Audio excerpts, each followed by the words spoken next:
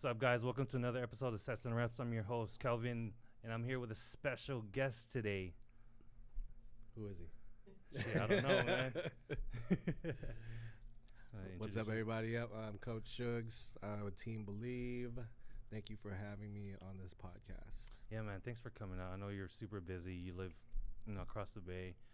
Just all good, man. It's all good. But yeah, I wanted to bring you into this podcast because, for me, I'm fairly new to this coaching game, and you're obviously one of the top coaches in the Bay Area, and I definitely wanted to kind of pick your brain a little bit, as a coach. Okay. Let's start off with, how did you get into coaching in the first place? Was it something you wanted to do? Because I did see something on your Instagram about how you started off, and you talked about you're overweight, had cholesterol and things like that. Let's talk about that. The whole fitness thing was it's been a journey. It was something that started a long time ago, and then just kind of went on and off with that. Initially, I really got into fitness because I was overweight. I had high blood pressure, high cholesterol, gout attacks. That sucked.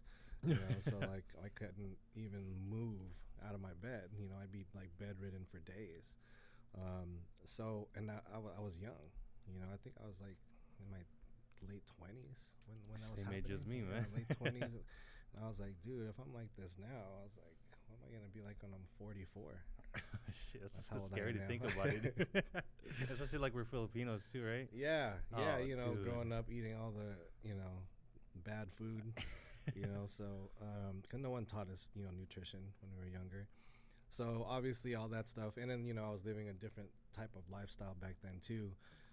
So I wanted to just get healthier, because I didn't think if I didn't do something, I'd probably just rot away. So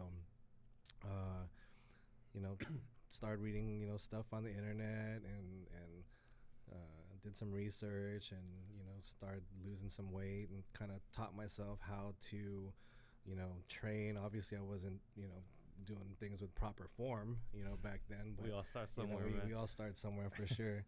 And then I started taking it really seriously, and then it was something that I really enjoyed, and it was an outlet for me, and I just loved training. So after that, I took myself down. I think it was about 20, 30 pounds, something like that. Where did you start off? What weight do you remember? I was the heaviest I was 250, I think. Okay. Yeah, 250 or 260, I can't remember. I was pretty big. Yeah. Had a big old Tito belly. Tito. So so I took myself down, and then then I was training pretty consistently, but then I noticed that I wasn't seeing any results, or my progress was really slow. So I was like, man, I think this is all I could do on my own, so now I need to hire some professional help. And then that's when I got in touch with Cuts. Ariel? With Ariel, yep. So Ariel, we started, together, and he was coaching me, and learned a lot through him. All the shows I've done was through Ariel. And me and him got super, super close during that time, throughout those years. And he knew that this was something that I kind of took a liking to. And he really pushed me to kind of go full force with it, because during that time I still had a 9-to-5 job. And wow. So I was coaching part-time, during that time, and he was like, you need to go full-time. It was actually him and Andrew Vu. And it was them two the night before Ariel's wedding. I was the minister to his wedding for him and his wife. And that night, it was Andrew. He asked me, he's like, how many clients do you have? And I was like, I have 50. And then he was like, what the hell? He was like, you need to go full time. What's wrong with you? Damn it. And he was like, Andrew, he's super cool, man. And yeah. So he pushed me pretty hard to do it. And, Ariel was always just like, you need to do it. Just stop. Take the leap of faith, let's do it. And then so eventually I just did it. I went full time, went all in 100%. and then never looked back. At first, I was only doing lifestyle coaching. That's all I planned on doing, and then I kind of got into contest prep through, it was a mutual friend, it was a barber, and he was like, hey, a buddy of mine wants to do a show, and I was like, oh, that's cool. And he was like, no, he needs a coach. And I was like, well, I'm not a coach. So he introduces us, and we're in a Starbucks, and he's like, yeah, I want to do a show. I was like, okay, that's cool. I was like, but I've never coached anybody for a show. Like, that's not like new territory for you. Brand new. Yeah. I just did a show, blah blah. And then I was just like, just send me your pictures, and maybe you can do like a lifestyle program, something. And he was like, no, I want to do a show. He takes his shirt off in Starbucks, and I was just like, dude, you're crazy. At that time, was he fit? No. Oh, definitely not. He just takes his shirt off, and people are staring at us, and I was like, dude, put your shirt on. Okay, I got it. You put your shirt on. And so I helped him out. I helped him out with that prep, and he did good. He ended up, placing in his class. And then what class was it? Or like he was open. He was a C class. Bodybuilding or men's physique. Men's physique. Yeah, men's physique. So, yeah, so he did good. And then after that, one of his colleagues, friends came over, and she was like, hey, can you help me do a show? And I was like, oh man, no, it's just a ripple effect. Girl, I don't know. I know, and then that happened, and then she ended up doing really good, and then it just kind of started flowing after that. So it was something that was not planned, it just happened. And then so that was like 8 years ago. Yeah, about just 2015. That's when that started rolling. And you just kept going from there. And it just kept going. Yeah, from there. And it just kept going and going and going. And it hasn't stopped since. So hey, it's a blessing, though. It is. It's definitely a blessing for sure. Nice. Yeah, I'm totally fully blessed for that. Yeah. It's amazing. Let me ask you, so like, you're obviously athletes have stepped on an Olympian stage. Mm-hmm. Like, congrats. Thank you. That's like a goal of mine one day. Is I want to be able to bring one of my athletes, not just a pro card, but on that stage. Yeah. So that's definitely like really. That's sick. You know what I mean? Can you walk us through your very first show, having an Olympian on stage? Like, what was going through your head? Like, how was the pressure like? Like, was it like, oh shit, like this is the big leagues now? You know what I mean? Like, what went through your head the very first time that your athlete was like, hey, I'm qualified? Like, yeah, it was crazy. So it was Myron Griffin, 6-day pro. Mm-hmm. He won the pro show in Utah, which qualified him. It was the Wasatch Pro Show, and that qualified him to go to the Olympia. That moment right there was just crazy. It's like, real quick, how long were you working with him for? With Myron, that was I think that was year 2. He got his pro card in 2020. Yeah, in 2020. So I don't know if you don't know his story. His story is pretty crazy. He does his very first show. He wins the overall, novice overall, and open novice and true novice. 6 days later, one of the sponsors for that show flew us to Pittsburgh to do North Americans. He does North Americans, and he gets his pro card 6 days later. So his second show, he gets his pro card, which is crazy. Pretty crazy.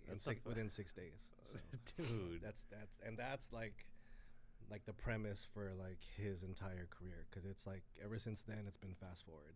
Just keep climbing. He just kept climbing the charts. We're doing the pro shows, and he'd get like a second call out. Next thing you know, he's top 10. Next thing you know, he's always in the top 5.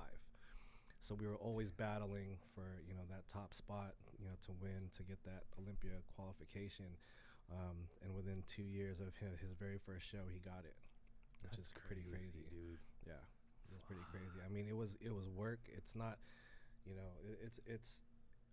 that's not something that happens normally, at all. It's very rare. It's very rare, yeah. Especially in NPC. Yeah, we understood that, So it's something special, to both of us. So when he, you know, after winning his show, you know, we took a really long break. We kind of, you know, had his body rest, and we didn't pick up prep until I think it was like 14 weeks out of the Olympia. That prep definitely was, you know, something that I was nervous about because, you know, this is the Olympia stage, you know, the best in the world. So we knew that we had to step it up on both ends, you know, him as an athlete and me as a coach. So that really elevated my game to, you know, do things a little bit different. Obviously, things were going to be harder. It's the Olympia stage, you know. So yeah, I mean, just that whole experience, it just, like I said, it really elevated me as a coach, elevated my game, and his as an athlete. Then the day of Olympia, just going there was just, it was unreal. It really was. Was it like surreal? You're just like, damn, I'm up here now. It was, man. It was emotional, you know, on many levels. You know, when we first walked into that arena, and you know, you see the big Olympia signs, and you're just like, holy shit, man, we made it.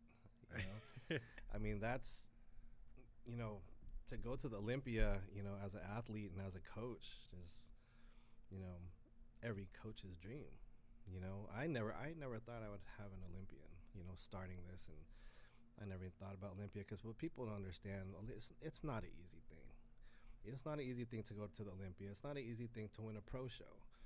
You know, I mean, it's not an easy thing to turn pro, you know? So, you know, there's people out there that have been, you know, trying, you know, for, you know, 9-10 years, and they're still trying to get that pro card. It's hard. You know, you have to be elite. You know, you have to be the best of the best in the nation to turn pro. So yeah, going to Olympia, that was just, I mean, I still think about it to this day. I'm just like, man, that was pretty freaking awesome. How many years ago was it? That was last year. Oh, really? Yeah, it was 2000. It was last year's Olympia, and then after that, we put in what do you call that? Our submission for the Arnold, because you know, to get to the Arnold, you have to turn in like a they have to write like an essay. Really? Yeah, and they pick you know who they want to have on the Arnold stage, and so after the Olympia, Marion got chosen to do the Arnold, and that was in, I think it was February. I think it was February of this year. Yeah. So then we went straight to the Arnold after that, and he competed at the Arnold. So that the Olympia and then the Arnold is like, holy crap! Like I can retire now. Like I'm That's good. it. I'm done. We're done. What else do we have to do? So yeah, I mean, I still think about it all, you know, and it's just, this journey has just been a ride, you know, but it took a lot of sacrifice, you know, a lot of hard work, you know, and you have to really love this stuff, you know, it takes time away from everything, you know, so, you know, if you're going to be, you know, a coach, you know, you got to be fully committed, you know, and sometimes that's, you know, meaning to putting everybody in front of you, where you kind of have to take the back seat, you know. So I think that's what a lot of people don't realize is, us as coaches, we do so much, you know, for our athletes, that we're actually putting our stuff on the back seat, on the back burner, so that way you guys can progress, you know. So that part gets tough. Definitely. So for me, it's kind of good that you led into there, because for my a lot of questions I'm going to come to you is, how do you define a coach? Into your words, how do you define a coach? I define a coach as someone, you know, that believes in, you know, your true capability, and something that you're not able to see for yourself. So a coach can bring that out of you. A coach can bring out, you know, something special that you don't see, but they see it. And when they do that and they, bring it into fruition, and allow you to finally believe what they've always believed, and seeing them, progress and meet their goals along the way, I think that's what every good coach does. Mm-hmm. Right? Mm-hmm. So, as a coach, like, can you talk to us about what was the biggest obstacle you faced starting up, and how did you overcome it? Is there a point in time, like, let's say, like, something you could just kind of talk about? Hardships was in the beginning. It's getting clients, isn't an easy thing. Especially back then, there was some big coaches, back then. When I started. I think I feel right now. I'm with the coach right here. Hey guys, come to me. Don't go to me. It's the hardships are in the beginning. I wanted to quit, more than two handfuls of times. Really?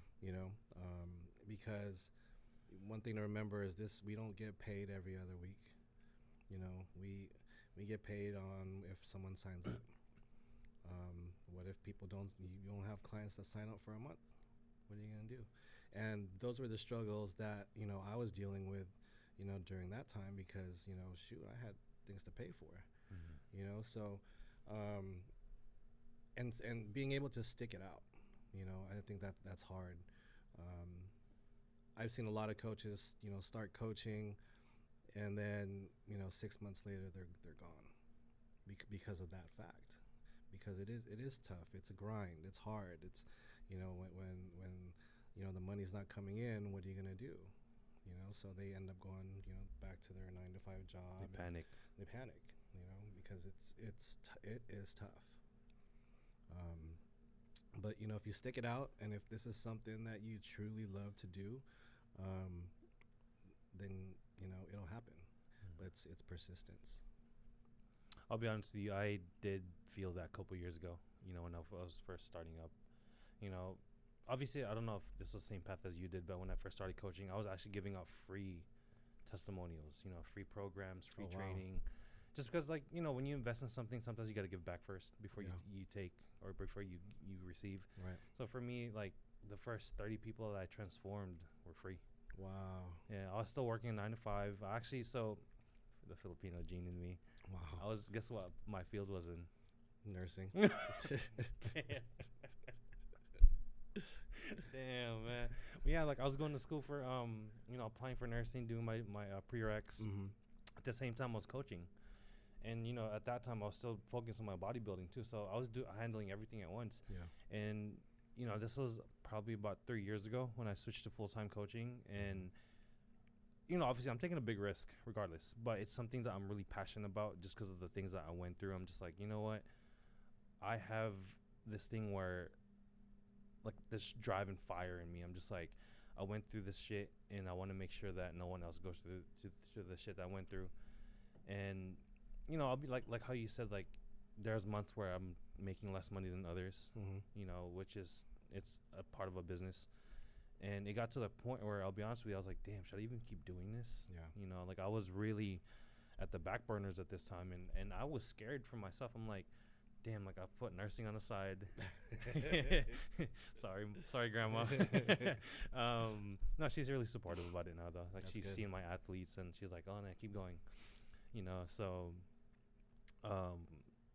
it's a scary void. Yeah.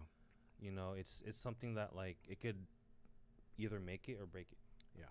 And whatever you do, how you bring yourself as a coach, whatever you created for 5 years can go down in a matter of seconds. Oh, easily. With the wrong words, with the wrong approach to athletes, and then like, your image gets destroyed real fast. Of course. To me, that's the scariest part about coaching. Yeah. And let's say, for example, when you were in the early stages of your coaching, do you remember a point in time where you were just like, man, like, is this the right move I'm making? Because I remember you told me that you were working a 9-to-5 job. Like, what made you just like, you know what, I'm switching over?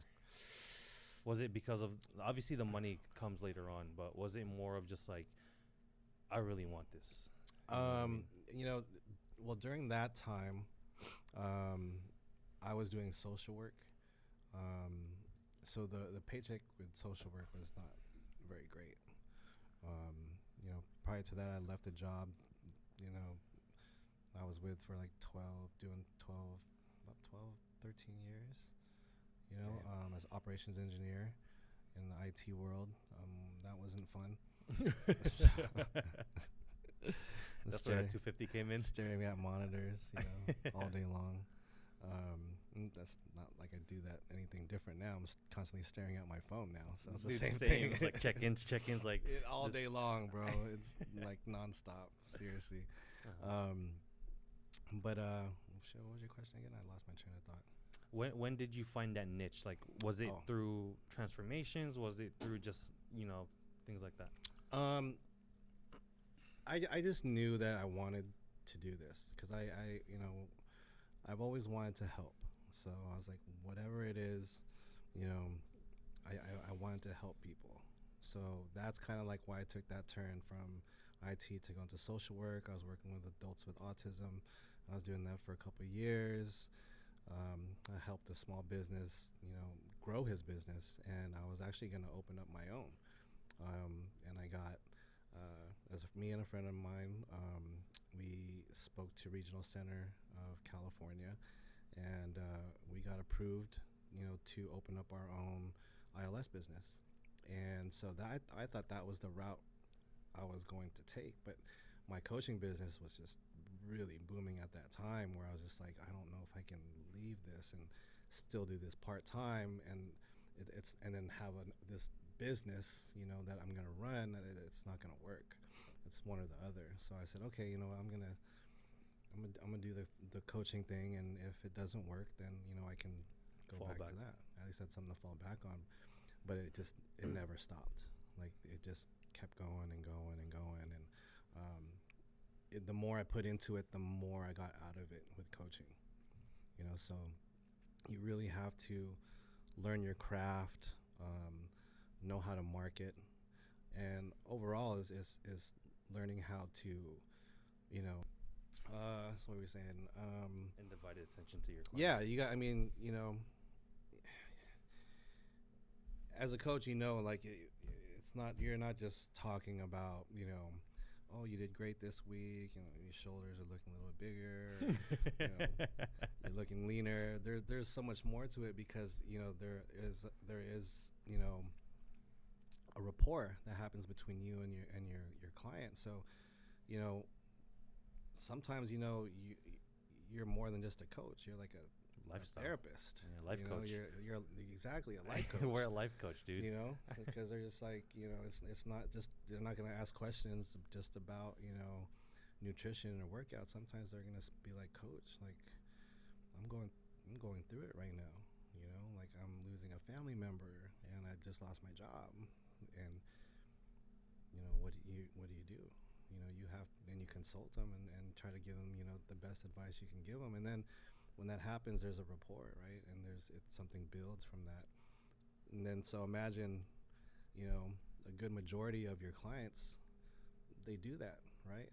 It's not just about nutrition and workouts. Yeah. You know, they come to you and they have issues and problems, and it's like, holy crap, I didn't know this was going to happen going into this. I didn't know that either. I was like, my head hurts. Yeah, I mean, I totally didn't know coaching was like that, but it is, because it's so personal.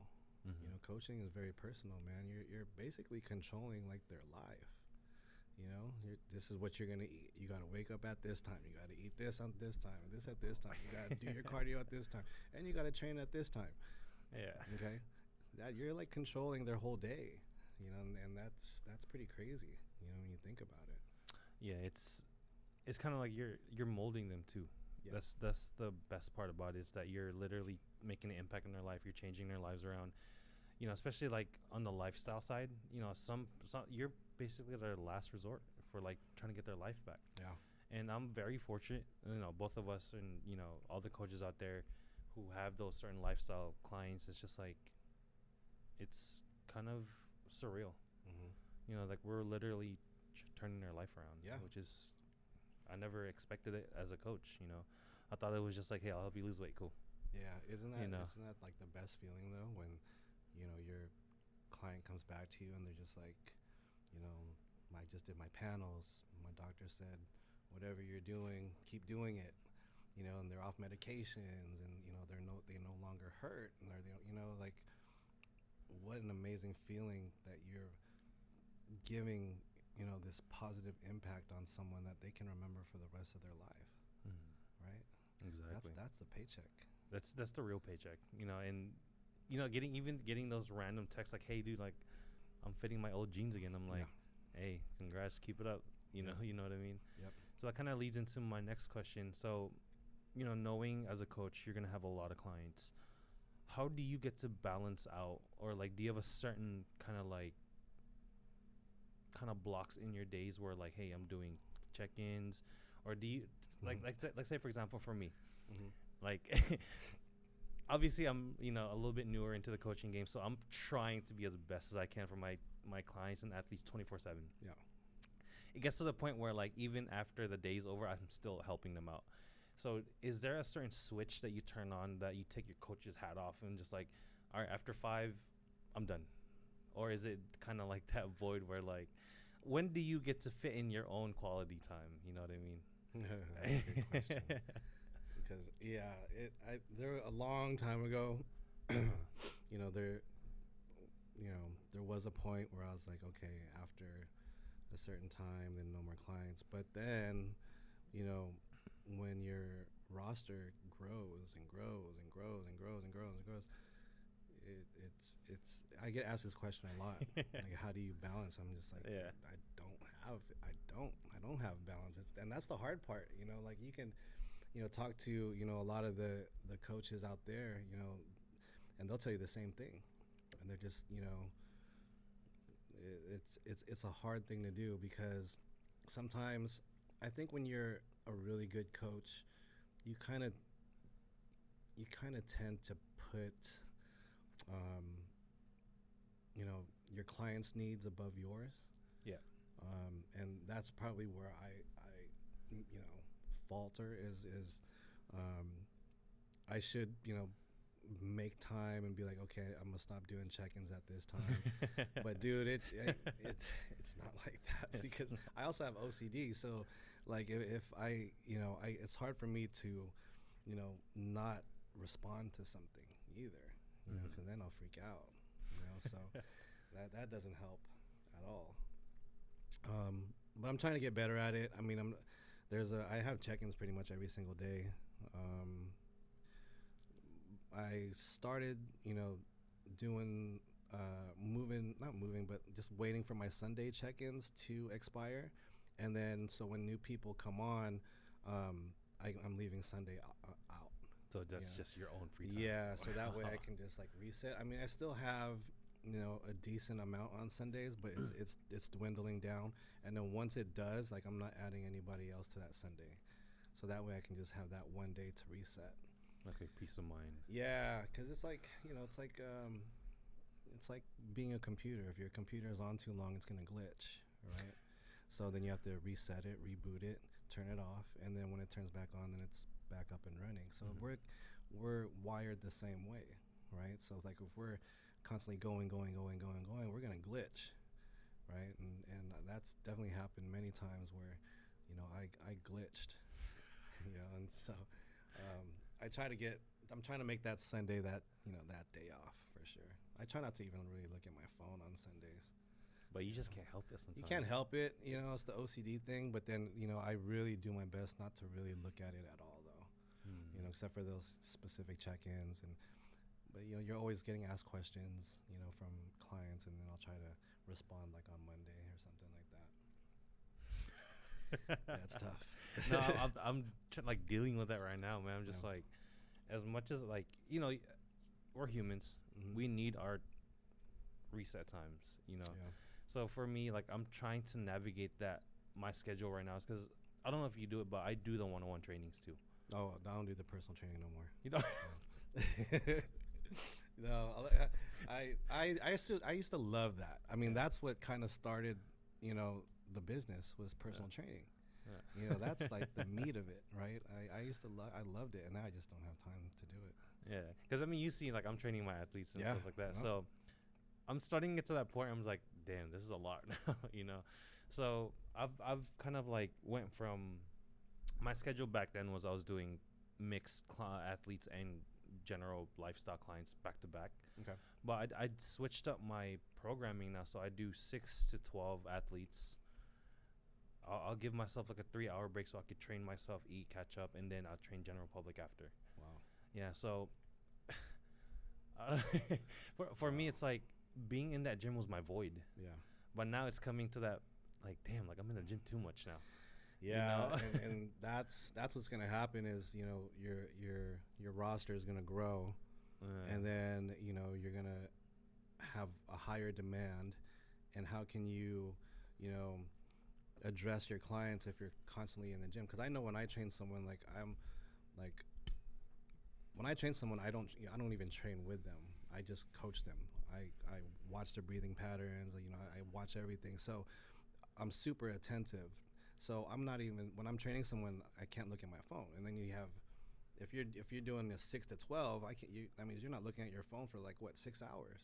And then you're gonna have all these people, you know, like, hey coach, it's, you know, what about meal? I forgot my oatmeal. I didn't pack it. What do I eat? What can I eat? And by that time you look at them, it's like they're on meal 5, right? You're like, oh, I hope you got something to eat. Like, sorry, bro. You know, but then we put that on ourselves too. So because I know a lot of coaches that just do email, and you know, they have a response time of 24, 48 hours. You know, so. And there's a lot of, you know, coaches that do it that way and still do it that way. I probably should have started doing it that way, but I think the OCD in me I can't handle that. Yeah. You know, it's too much. It's like you want to be there for him right away. Yeah.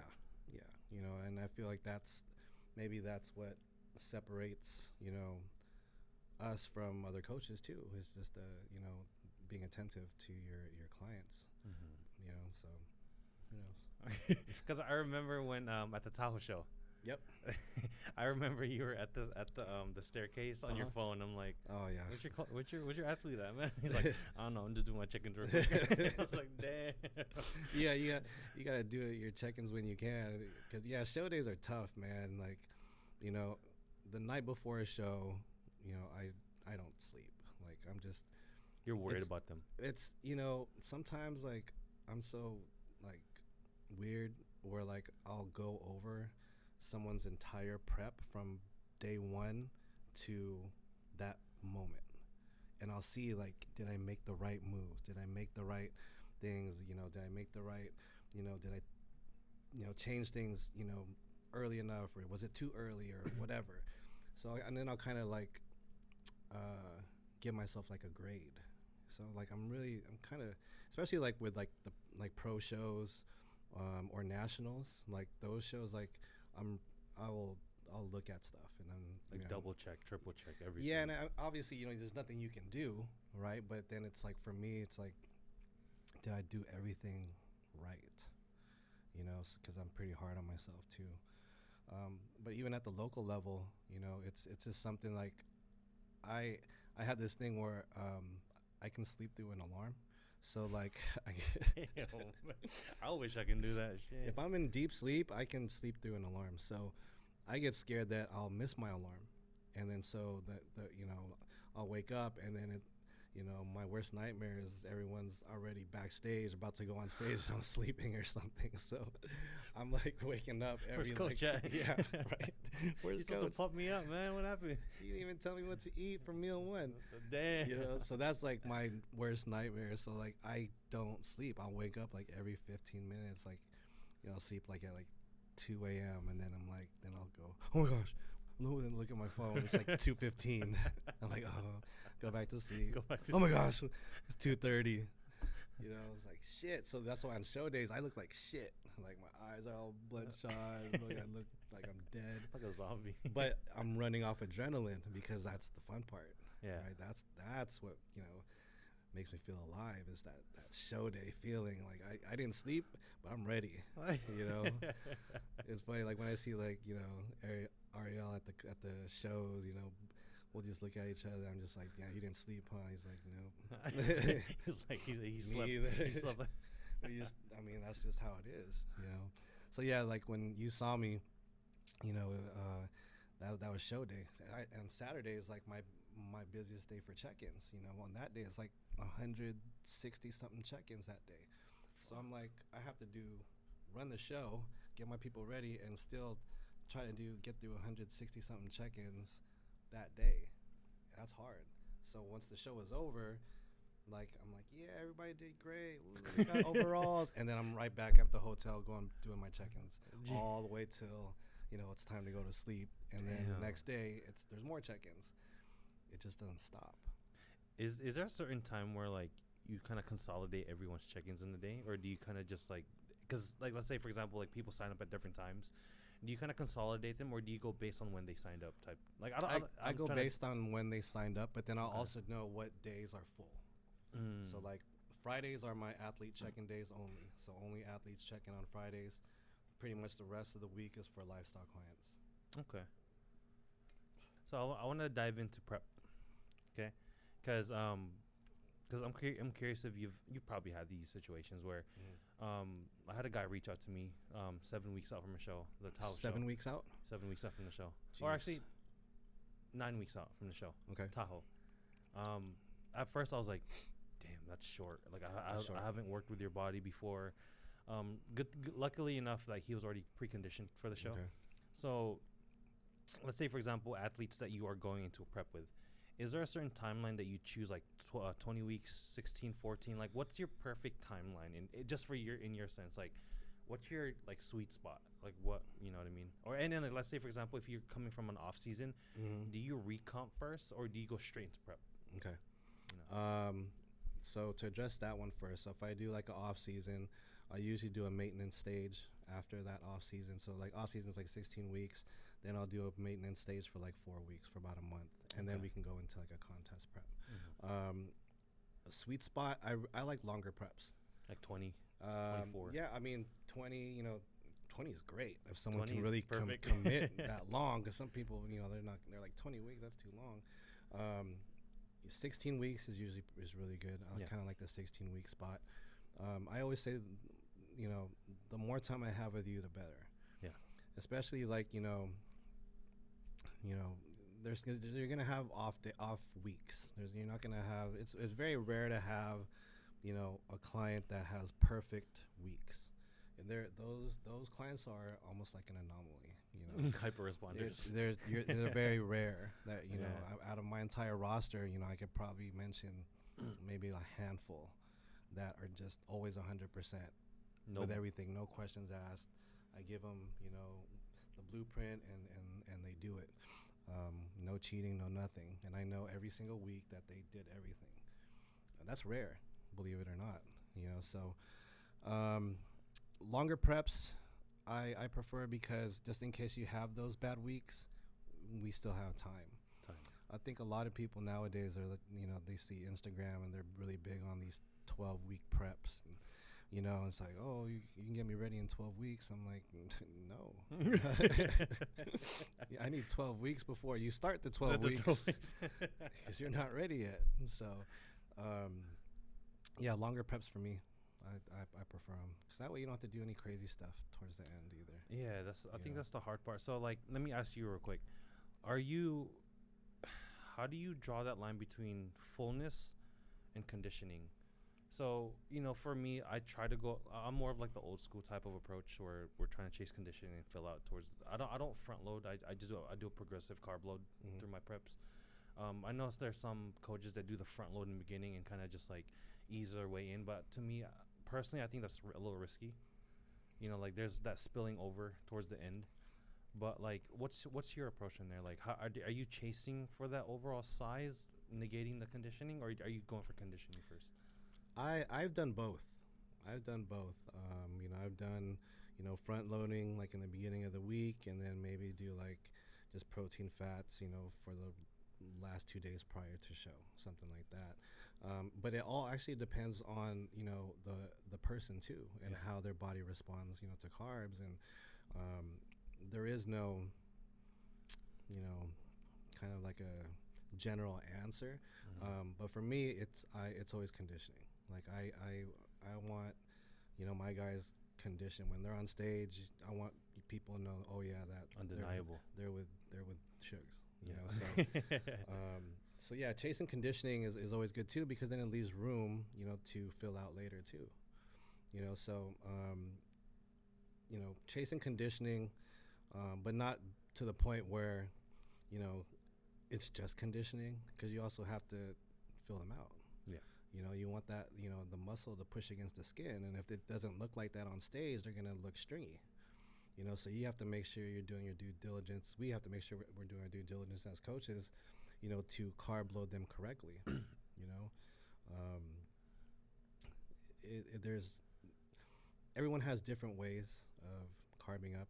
I say it just depends on the client. Based on how they look, how they're responding, and what you know of their body. Yeah. Like what I do for one person, I can't do, for the other. One person could be super, sensitive to carbs versus the other is not. So to answer your question, yeah, conditioning is first. I always chase conditioning first, and then you can fill out after. Yeah, because I'm kind of curious, because you are an Olympian coach, and obviously I'll watch podcasts like Full Odds and things like that. They always talk about conditioning. John Jewett, a lot of them talk about chasing the conditioning but losing that size after. Yeah. So I'm trying to, like, for me, like in this early stages of me prepping, I'm still trying to find my niche. Yeah. Obviously I have that eye for the conditioning, or I think I do. The guys that I've brought on stage came in conditioned. But for me, like, I'm always scared to push too hard to the point where we're not carbing enough towards the end, or like we're a little bit behind on the carb up, but the conditioning's there.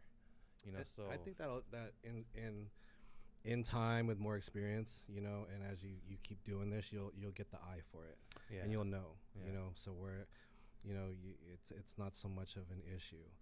But I always say, someone on stage that is conditioned versus someone on stage that's full with less lines. I mean, which one's more aesthetically pleasing to you? I like seeing deep lines. Yeah, who doesn't like to see that on stage? Striations, everything. Striations, like that's because that's not so easily achievable. Everyone can look big on stage, everyone can look full, but what it comes down to is, are you conditioned though? Because I'll tell you, when you go to nationals, conditioning, everyone's conditioned. Everyone looks like a pro. So at the local level, yeah, you can get away with it, but when you go to nationals, it's a different ball game. And then when you go to the pro league, that's another whole other ball game there. Yeah, there's definitely levels to all this stuff for sure. Have you ever had to pull an athlete out just because they were not ready for a show? Oh, all the time. Do you? How do you approach that? Like, because that's a hard thing to do. Like, let's say, especially if they're like 3 weeks out and they've been dieting for X amount of weeks, that's hard. Like, it is. How do you break that? It's hard, but what I tell them is, okay, based on the progress and how things are looking, we can still do the show, but you'll probably be at like 70%. You won't place as high. Yeah, if we push it out another, 3-4 weeks, you can come in, a lot better. So what would you rather do? Because I don't like to put anyone on stage unless they're ready. They're A1 or competitive. Because otherwise you're just putting people on stage just for what? And that's not fair to them, because they're doing all this hard work, and you're just like, you're not ready, but it's okay, you just go on stage. So I wanted to talk about your team. Yep. Okay, your team name, Believe. How did you come up with that? Good question. I get asked that a lot. I was going to ask you. Yeah, of course. So, when I started, Team Believe, it was for, the name. It was a couple reasons. So the first reason, the foundation is my belief. It's my faith in God and my Lord and Savior Jesus Christ. So, the word believe, in my faith is huge, to, believe in, a higher power, so that was the foundation of the team name. And then, obviously believe is, believing that you can achieve something that you never thought you could achieve. If you can go back in time and you were able to meet a younger version of yourself, what advice would you give him? So essentially, you're giving me the advice now. Oh, that's a good question. I would say, honestly, like, don't do anything different.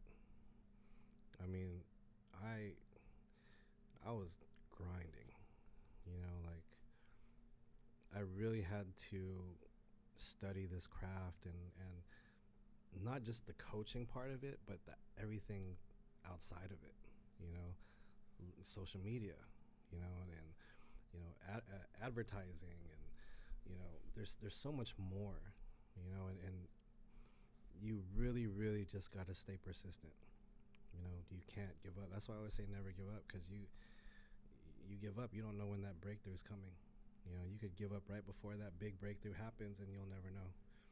So you just keep pushing, and you keep pushing. If I didn't do things the way I did them, then I wouldn't be where I am, right? So, as hard as it was, and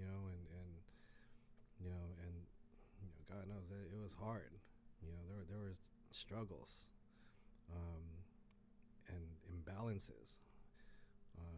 But then, you figure all that stuff out, and things have a way of working themselves out. But you got to stay persistent. If this is something you love, I always say, like if you really have to love this, you got to love this to do it. To wake up in the morning, to, X amount of, questions. I'm sure you get that as soon as you wake up. You look at your phone, there's like 60 questions already, plus all the check-ins from that day. And then you have the inquiries coming in, and then you have to schedule those calls, and then you have to make the calls. Like, you have to love this stuff. Mm-hmm. And then on top of that, you're traveling to a different, city, a different state, every single weekend, living out of a suitcase, and kind of jet setting all over the country. If you don't love it, you're going to hate it, right? So if this is your true passion, if this is coaching is your calling, and then you stick it out. You stick it out, and 10 years from now, you're going to be like, holy crap, like, I'm glad I did. Because, you'll get to enjoy the fruits of your labor. Because if you don't, you're going to end up 9 to 5 again. Or I know, you're going to probably go back to nursing school. Oh, I see you in my clinic. Yeah, I'll see you at Kaiser. What's up, motherfucker? I'm going to put high blood pressure. Yeah, give me that so I can get some Lasix. No, I'm just kidding. Edit that part out. No, I'm keeping everything raw in here. No, man, hey, ever since I've met you, you've been nothing but just giving me insights, tips, and tricks, and I really appreciate you, man. For sure. Especially coming out here with your busy schedule to check in. So I really do appreciate you coming out here, and I honestly look up to you right now. I'm really like, it gives me more of a drive and fire. Yeah. And all of my guys on my team, like, I'm doing the best I can to make sure that it's up to that level too. Yeah. And like I tell to everyone that I'm still learning. I'm like a sponge. Yep. I'm learning from anyone, everyone. Yeah. And hopefully one day I'll be at that level too. That's honestly like what I'm like pushing for. You'll do it, man. The dedication is there. I obviously I see it. And like I said, I'm an open book, man. You can reach out, and ask questions. And there was coaches before me, that that I look up to, and they help me out, even to this day, just chiming in, and there was a time, what was it, the Santa Cruz show, and I was prepping Myron for the Masters Olympia in Romania, and by that time I didn't sleep for like 2 days, and I'm up, and it was like 5 a.m. Sunday, and I've been up since Friday morning, like at who knows what time, and I get a text from Omar Ventura, and he's like, hey, what do you think? And so things like that, just chiming in, and congratulations on the Santa Cruz show. Omar is just just super solid guy, man. And he's, you know, one of the pioneers of OG. Yeah, you know, he's a legend. So, you know, things like that, man. You know, he's always, you know, he's chiming in, and you know, he's an open book, and I can go to him, and you know, so it's kind of the same thing. You know, for you, it's like we all got to help each other out. You know, it's a small community, but I feel like the community that we have here is solid. You know, there's a lot of coaches in the Bay Area, but all of us support each other. There is no, you know, hatred towards anybody. You know, it's all love. So whatever I can do to help, man, you just let me know. Got you, man. Appreciate you. For sure. Thank you, dog. Yep, got it, man. All right, guys. Thanks for tuning into the episode of Sets and Reps. I'm your host, KJ. I'm with. Sorry about that. Coach Sugz. All right, guys. See you guys for the next episode. Cool.